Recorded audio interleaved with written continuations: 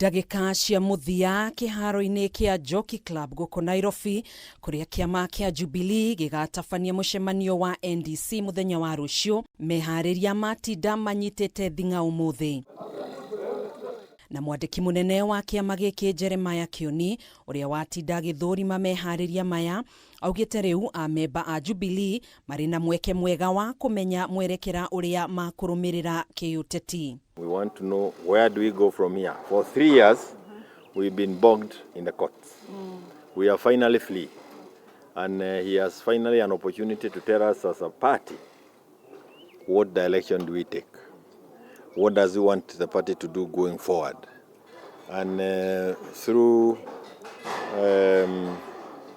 many consultation within the organs, what kind of party programs are we going to have going forward?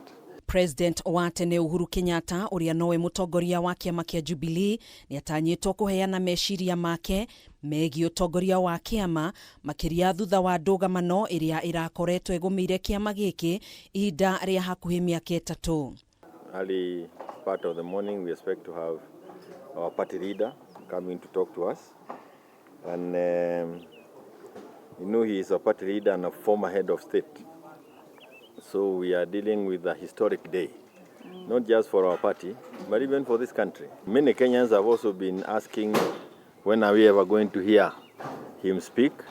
But tomorrow he will be speaking to the members of Jubilee Party.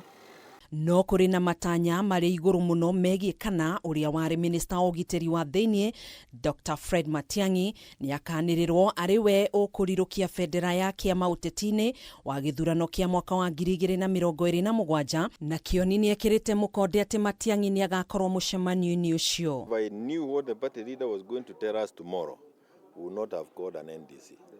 So what he is going to tell us tomorrow is what we are all anxious about. Na ndio unatuona hapa tukiwa tayari kumsikiza kwa sababu wa ujumbe tumegojea miaka mitatu. Sasa kwa hivyo ndugu, hata wewe kana namna hiyo mpaka Kenya.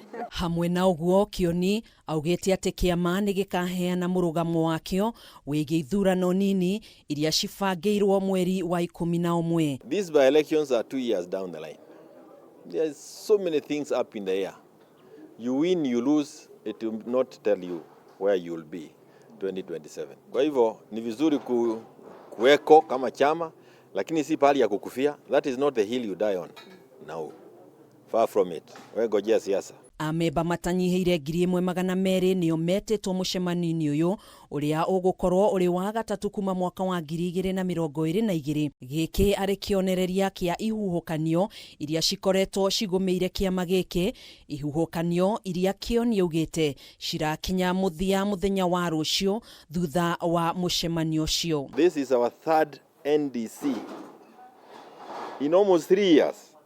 It's never happened in this country since 1963. Unajua mtu alikuja kukaa hapa chini naona kama ndiye anataka kubeba mguu yangu. We've been waiting for this day for a long time. And it would have happened perhaps 3 years ago.